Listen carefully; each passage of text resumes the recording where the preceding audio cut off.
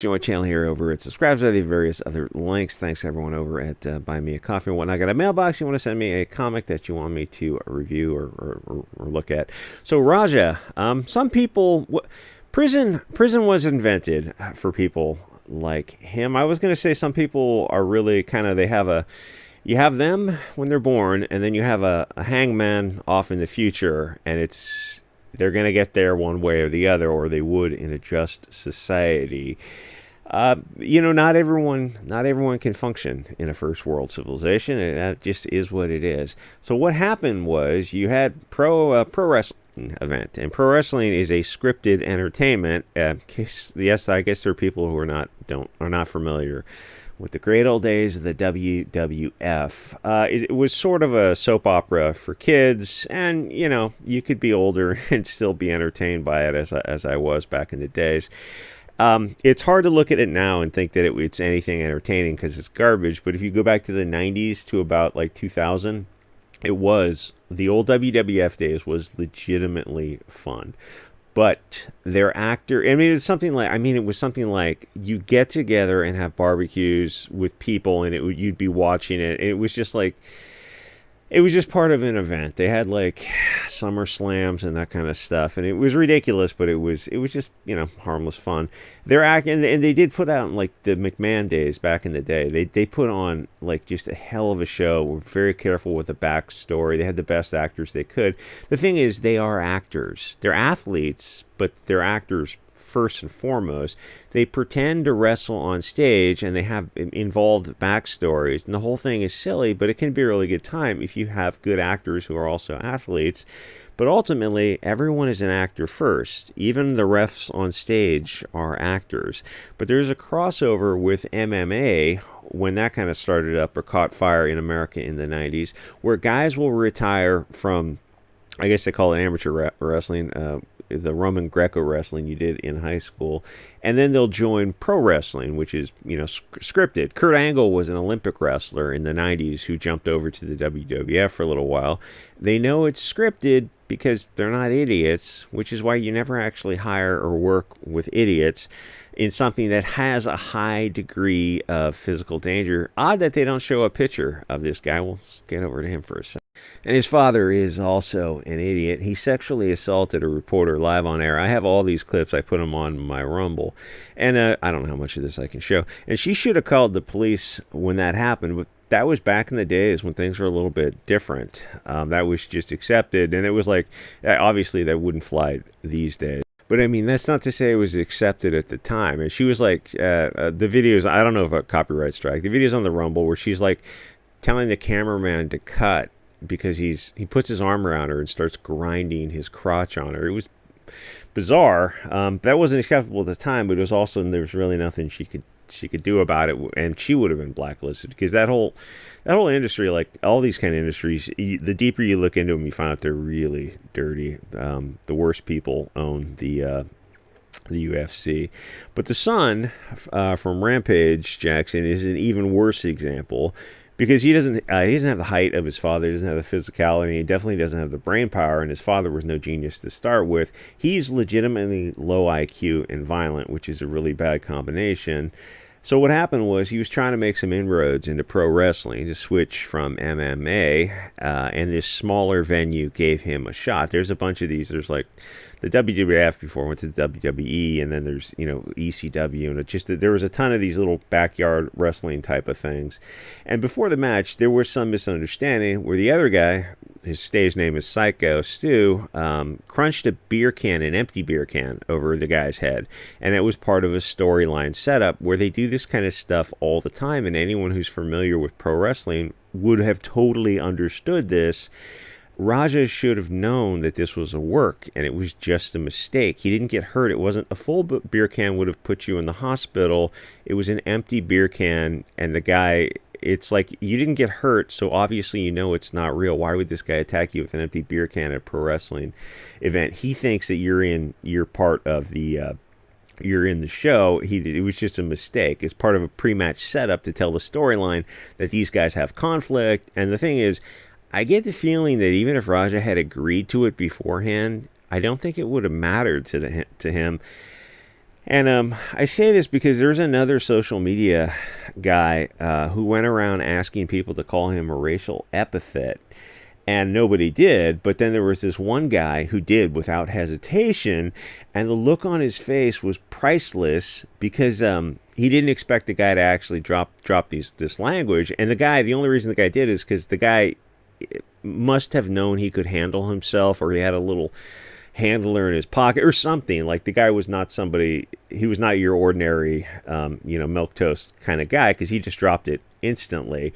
But the look on the streamer's face was like he was just a split second from trying to break down into violence. Like, he was not in control of himself, and the only thing that stopped is this the guy was somebody who put off a vibe that he was gonna fight back.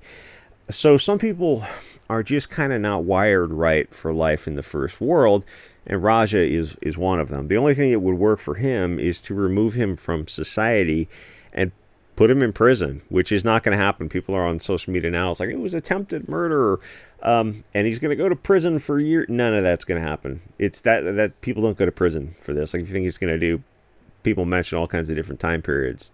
That's not going to happen.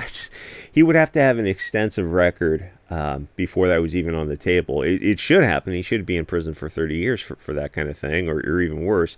But those are the old days. So everyone explained the misunderstanding to him, and it should not have been a big deal. Getting hit with an empty beer can at a wrestling event when you're backstage with these guys, it's not nothing, but it's like you're an athlete, you're in the field, you're trying to get into pro wrestling.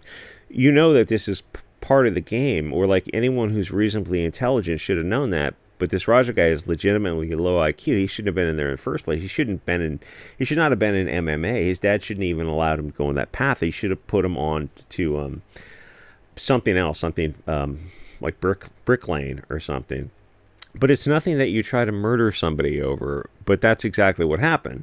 Raja was told that he would be allowed to go into the ring when Syko was wrestling, and he'd be allowed to win the match, and he was allowed one stiff shot, where all the hits in wrestling are fake as possible, even though accidents do happen. People do get their nose broken, and sometimes people actually get killed in the ring. But some shots are harder than others, but it's all scripted. These guys want to wrestle into their older ages. They don't want to actually hurt each other. It's supposed to be acting. But Raja jumped in, he snuck up behind the guy, he body slammed him too hard, knocking him unconscious, and then actually started trying to beat him to death, all live on camera, until another wrestler jumped in and stopped him. And people in the audience, there were kids in the audience, didn't know what the hell was going on. And what should have happened was, once he saw the guy hit the mat wrong, he threw him down too hard and he was unconscious, he should have broke character, left the ring, got the paramedics like a reasonable adult would do.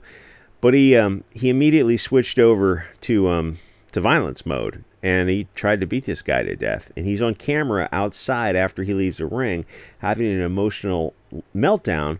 But apparently, he's a live streamer, but his audience doesn't respect him, which is just the funniest thing possible. Here's the thing: being on the social media, you get a very thick skin.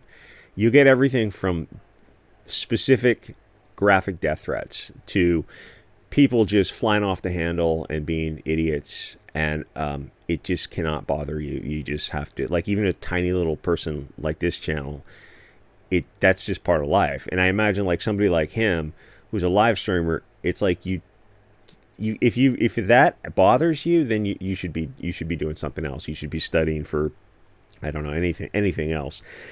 So they're calling him epithets on his own live stream because apparently he is a bitch. And I mean, like, obviously, yes, he is a bitch, and people go, well, he would murder you in real life. Yeah, but that doesn't make him any less of a bitch. He's a bitch because he's not in control of himself. He's also a whole lot of other things I can't get into here. And the thing is, like, with these wrestling matches, it's like, he beat the guy unconscious. He was already unconscious when he slammed him wrong. It's like, they're not a fair fight because it's not supposed to be a fight. It's scripted pro wrestling. Apparently, this Raja guy and his fans are the only ones who are too legitimately low IQ to understand that. So he's sitting in the front row, and he's talking to his live stream chat while the match is ongoing, and he tells him that he's going to go off script. So this is the premeditation to commit the felonious battery and actually commit the assault and battery, the intent to commit grievous bodily injury, which he's all saying this on a live stream because he's legitimately low IQ. And in his little peanut 80 IQ brain, he doesn't consider the future consequences that he'll be blacklisted from pro wrestling and MMA, which is the only thing he's trained for. The district attorney is going to go after him in a few days. It'll take a I think it was LA County, which it happened. It'll take a few days. The DA will go after him, but nothing is going to really happen.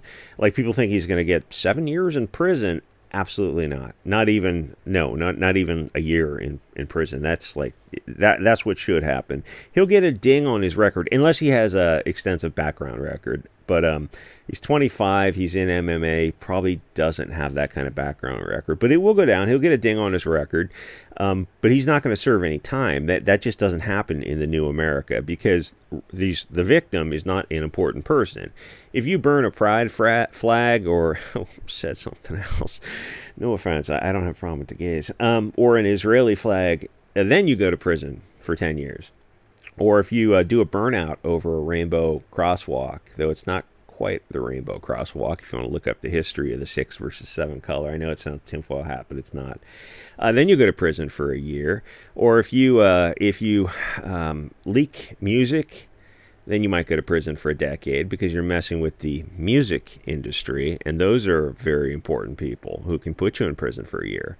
But committing a violent assault and battery, no, he's not even going to do a year in prison for that because these people are not important people. We're not important people. But, make sure you don't burn the wrong flag. Though, thank God Trump is getting on that, taking that First Amendment, saying, oh, well, you can't burn the flags now. You go, wait a minute, you mean like the American flag? You can't burn the American flag? Which I guess you'd have an argument. You're in America, you can say it's not free speech. You would have a constitutional argument to say it was or wasn't free speech.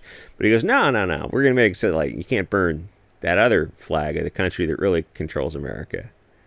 Are you saying if I buy my own personal property, an Israeli flag, and burn it, I'll be in legal trouble for that?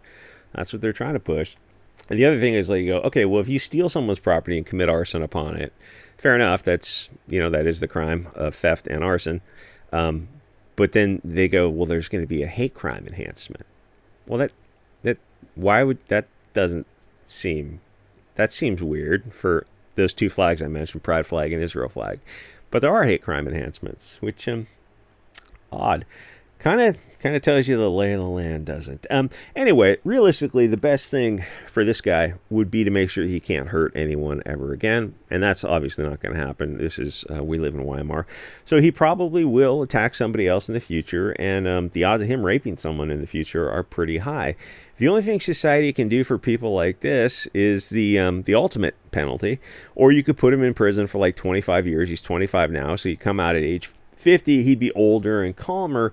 But guys like this get out of prison, even in their 50s and 60s, and they still go on to rape and murder. A modern civilization really doesn't have a place for somebody like this, other than the grave or to deport him and have him herd goats on the other side of the world. He's just not a first world.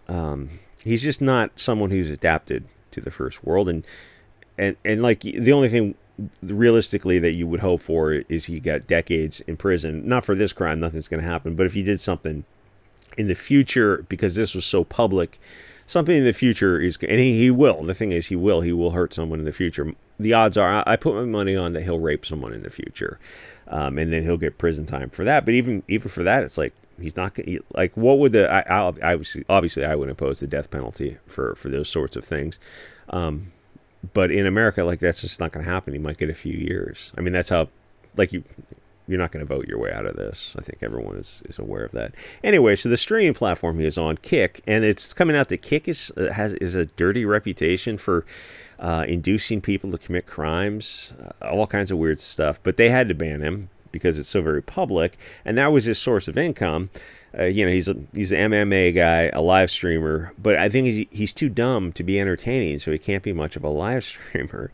So he's going to be blacklisted from all sports because he'd be a legal liability. You can't get involved with somebody like this. So at this point, he might as well just go learn how to weld or find something he can do isolated away from other humans, because he just can't be around other people. He's not in control of himself. He's somebody who was made for prison or for the hangman's noose. Anyway, I was as careful as I can make it. Like, comment, subscribe, and I'll see you guys all next episode.